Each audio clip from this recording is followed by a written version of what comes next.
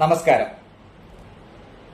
ഇന്നിവിടെ സംസാരിക്കാൻ ഉദ്ദേശിക്കുന്നത് ഇന്ത്യയിൽ തെരഞ്ഞെടുപ്പ് കമ്മീഷൻ, അതായത് മുഖ്യ തെരഞ്ഞെടുപ്പ് കമ്മീഷണറും മറ്റ് കമ്മീഷണർമാരും അടങ്ങുന്ന തെരഞ്ഞെടുപ്പ് കമ്മീഷൻ അതിനെ നിയമിക്കുന്നത് സംബന്ധിച്ച് നിലവിലുള്ള നിയമത്തെക്കുറിച്ചാണ്.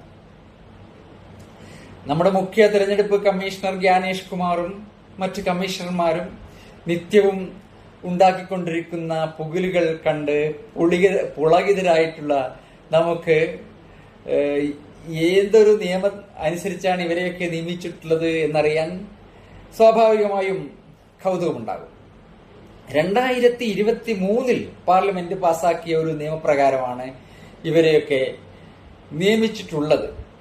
അതിനു മുമ്പ് എത്രയോ ദശാബ്ദക്കാലം നമ്മുടെ ഭരണഘടന പാസാക്കിയതിനു ശേഷം എത്രയോ ദശാബ്ദക്കാലം അങ്ങനെ ഒരു പ്രത്യേകമായ നിയമം ഉണ്ടായിരുന്നില്ല. ചില പ്രത്യേക സംവിധാനം പ്രകാരമാണ് തെരഞ്ഞെടുപ്പ് കമ്മീഷണർമാരെ നിയമിച്ചു വന്നിരുന്നത്. സുപ്രീം കോടതി, അതിനുശേഷം സുപ്രീം കോടതി അനൂപ് ബരൻവാൾ കേസിൽ പുറപ്പെടുവിച്ചിട്ടുള്ള ഒരു വിധി പ്രകാരമാണ് തെരഞ്ഞെടുപ്പ് കമ്മീഷനെ നിയമിക്കുന്നതിന് പ്രത്യേക നിയമം തന്നെ പാസാക്കണം എന്ന് നിർദ്ദേശിച്ചത്. അപ്പൊ അതിനെ തുടർന്നാണ് 2023 ഒരു നിയമം പാർലമെന്റ് പാസാക്കിയത്. നമുക്കറിയാം, ഇന്ത്യയില് ജനാധിപത്യ സംവിധാനമുള്ള ജനാധിപത്യ സംവിധാനത്തിൽ തെരഞ്ഞെടുപ്പ് കമ്മീഷൻ എന്ന ഭരണഘടനാ സ്ഥാപനത്തിന്റെ വിശ്വാസ്യതയും നിഷ്പക്ഷതയും ഒക്കെ വളരെ പ്രധാനമാണ്. അതൊരു സ്വതന്ത്രമായ ഒരു സ്ഥാപനമാണ്. നമുക്കറിയാം, TN ശേഷനെ പോലെയുള്ള ആർജവമുള്ള വ്യക്തികൾ ആ മുഖ്യ തെരഞ്ഞെടുപ്പ് കമ്മീഷന്റെ പദവിയിലുണ്ടായിരുന്നു. ഞാൻ ഇന്ത്യൻ ഗവൺമെന്റിന്റെ അല്ലെങ്കിൽ ഗവൺമെന്റ് ഓഫ് ഇന്ത്യയുടെ തെരഞ്ഞെടുപ്പ് കമ്മീഷണർ അല്ല, ഞാൻ ഇന്ത്യയുടെ തെരഞ്ഞെടുപ്പ് കമ്മീഷണറാണ് എന്ന് സ്വയം പ്രഖ്യാപിച്ച് വളരെ സ്വതന്ത്രമായ രീതിയിൽ പ്രവർത്തിച്ച തെരഞ്ഞെടുപ്പ് കമ്മീഷണർമാരുണ്ടായിരുന്നു. അപ്പോൾ അത് ഭരണകക്ഷിയുടെയോ പ്രതിപക്ഷത്തിന്റെ ആരുടെയും അധികാരത്തിന് കീഴിലല്ല എന്ന അങ്ങനെ ആവണം, അതാണ് നമ്മൾ പ്രതീക്ഷിക്കുന്നത്. എന്നാൽ 2023 നിയമത്തെ തുടർന്ന് ഇത് തർക്കവസ്തുവായി. 2023 ഇപ്പോഴത്തെ നിയമം പാസാക്കുന്നതിന് മുമ്പ് തെരഞ്ഞെടുപ്പ് കമ്മീഷണർമാരെ നിശ്ചയിക്കാൻ ഒരു സെലക്ട് കമ്മിറ്റി ഉണ്ടായിരുന്നു.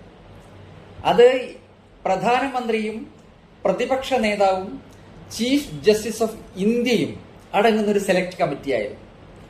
അവരാണ് തെരഞ്ഞെടുപ്പ് കമ്മീഷണർമാരെ സെലക്ട് ചെയ്തിരുന്നത്. എന്നാൽ 2023 നിയമപ്രകാരം ഈ സെലക്ട് കമ്മിറ്റിയെ പുനഃസംഘടിപ്പിച്ചു. പ്രധാനമന്ത്രിയും പ്രതിപക്ഷ നേതാവും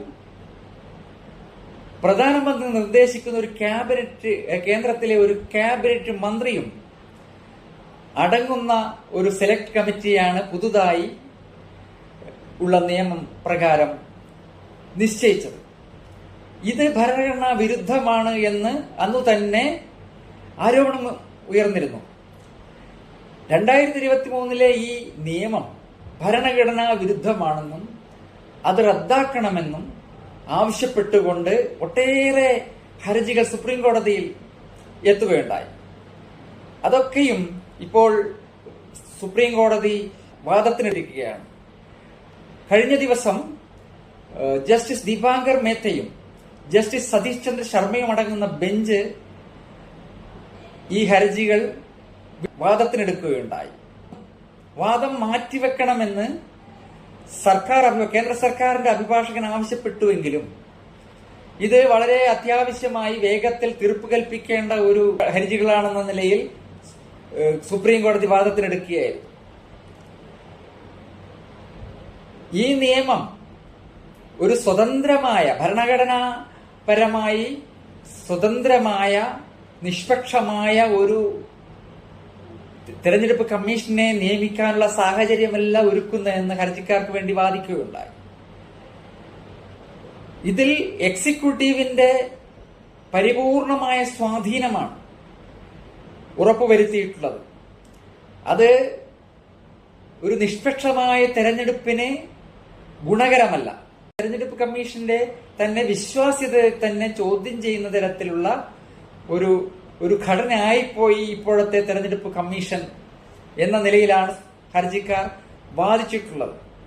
ഇപ്പോഴത്തെ തെരഞ്ഞെടുപ്പ് കമ്മീഷനെ നിയമിച്ച് നമുക്കറിയാം, പ്രധാനമന്ത്രിയും പ്രതിപക്ഷ നേതാവും കേന്ദ്ര ക്യാബിനറ്റിലെ ഒരു മന്ത്രിയും ഉൾപ്പെടുന്ന ഒരു സമിതിയാണ്. അതിൽ തന്നെ പ്രതിപക്ഷ നേതാവിന്റെ റോൾ വളരെ പരിമിതമാണ്. പാർലമെന്റിൽ പാസാക്കിയതിനെ കുറിച്ചും ഹർജിക്കാർക്ക് വേണ്ടി വാദിച്ച വക്കീലന്മാർ കോടതിയുടെ മുമ്പാകെ അതിന്റെ സാഹചര്യങ്ങൾ വിശദീകരിക്കുകയുണ്ടായി. 95ഓളം എംപിമാർ ലോക്സഭയിൽ നിന്നും 12 എംപിമാർ രാജ്യസഭയിൽ നിന്നും സസ്പെൻഡ് ചെയ്യപ്പെട്ട ഒരു സന്ദർഭത്തിലാണ് ഈ നിയമം സംബന്ധിച്ച ബില്ല് പാർലമെന്റിൽ അവതരിപ്പിച്ചത്. അത് ശബ്ദവോട്ടോടെ യാതൊരു ചർച്ചയുമില്ലാതെ പാസാക്കപ്പെടുകയും ചെയ്തു. അതാണ് ഉണ്ടായിട്ടുള്ളത്. അപ്പോൾ അങ്ങനെ കേന്ദ്ര സർക്കാരിനെ വലിയ രീതിയിൽ സ്വാധീനം ചെലുത്താൻ പറ്റുന്ന, നിഷ്പക്ഷത ചോദ്യം ചെയ്യപ്പെടുന്ന ഒരു തെരഞ്ഞെടുപ്പ് കമ്മീഷണറാണ് ഇന്ത്യയിലുള്ളത്.